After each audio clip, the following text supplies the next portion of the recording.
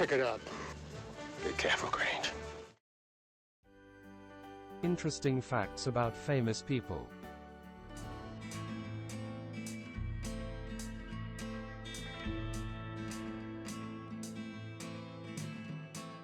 One of the more popular decades for the Western genre, the 1960s.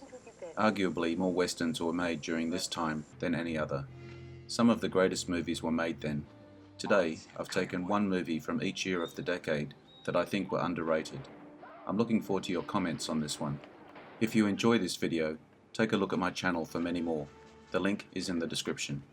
Apologies as always for any mispronunciation of names.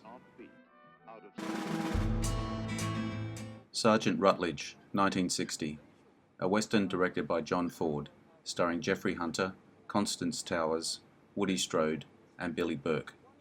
6 decades later, the film continues to attract attention because it was one of the first mainstream films in the US to treat racism frankly and to give a starring role to an African American actor. The film starred Strode as Sergeant Rutledge, a black first sergeant in a colored regiment of the United States Cavalry at a US Army fort in the early 1880s.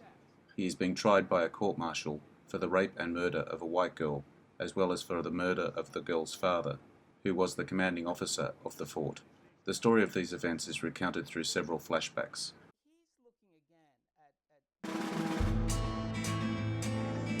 Gold of the Seven Saints, 1961, a Western film adaptation of a 1957 Steve Frazee novel titled Desert Guns, starring Clint Walker, Roger Moore, Letitia Roman, Robert Middleton, and Chill Wills, directed by Gordon Douglas, who had earlier directed Walker in 1958's Fort Dobbs and 1959's Yellowstone Kelly. Joseph F. Biroc provided the black and white photography, most of which was shot in and around Arches National Park in Utah. The film did not do very well at the box office.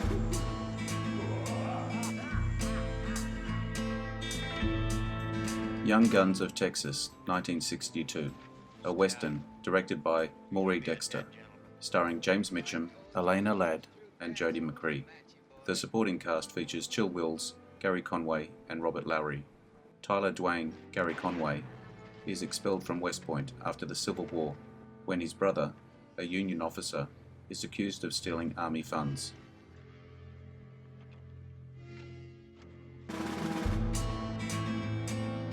Savage Sam, 1963, a Western sequel to Old Yeller. Norman Tokar directed the live-action film. It did not enjoy the success of the original. In 1870, 18-year-old Travis Coates, Tommy Kirk, is left in charge of his precious 12-year-old brother, Alice, Kevin Corcoran, on the family farm in southwest Texas, while their parents visit an ailing grandmother.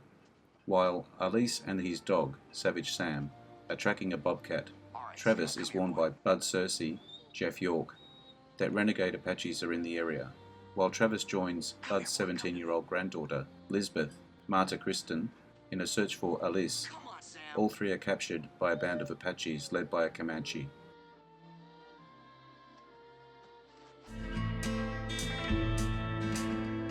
Invitation to a Gunfighter, 1964, a Western directed by Richard Wilson, starring Yul Brynner and George Segal. A lone Creole gunfighter, Jules, burdened by his own past of dealing with racism and prejudices, ends up in a town dealing with its own racist and hypocritical ignominies. Jules attempts to learn the truth about the town's real motives for hiring him, while at the same time reconciling with his own past, as he attempts to force the town's white folks to accept their own hypocritical shortcomings in living with their Mexican cohabitants.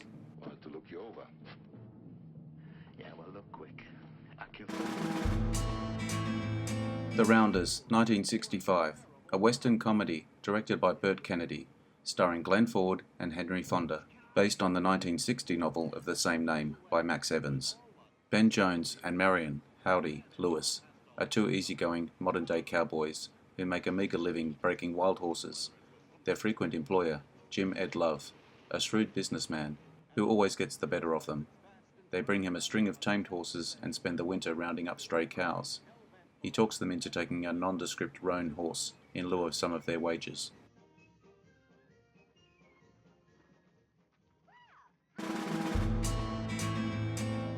Duel at Diablo, 1966, a western starring James Garner in his first western after leaving the long-running TV series Maverick, as well as Sidney Poitier in his first ever western, based on Marvin H. Albert's 1957 novel Apache Rising, directed by Ralph Nelson, who had directed Poitier in Lilies of the Field. The supporting cast includes Bibi Anderson, Bill Travers, Dennis Weaver, and John Hoyt. Ralph Nelson has a cameo as an Army major. The movie was shot on location amid striking scenery in southern Utah.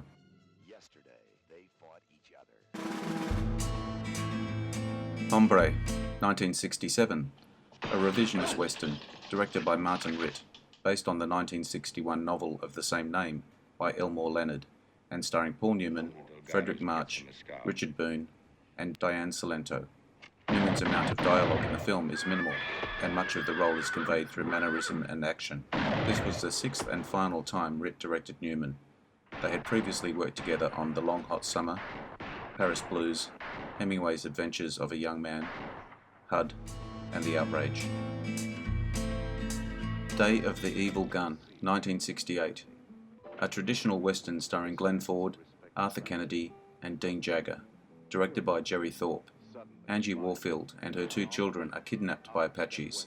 Lorne Warfield, Glenn Ford, who had been away for a long time, sets out to rescue his family, with unwanted help from his neighbour, Owen Forbes, Arthur Kennedy. Warfield is a former gunman trying to forget his violent past. Forbes, a decent, humane rancher, is also in love with Warfield's wife and feels guilty that he did not try to prevent the kidnapping. One of these days I'm going to pull the trigger.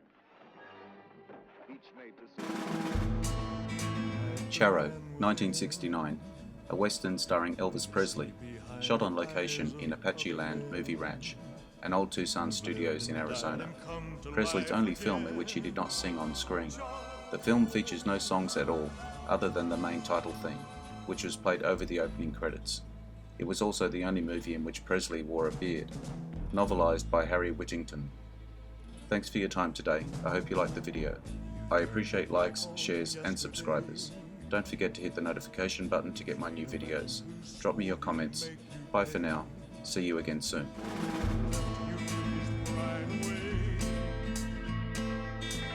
Please take time to take a look at my Facebook page for new information.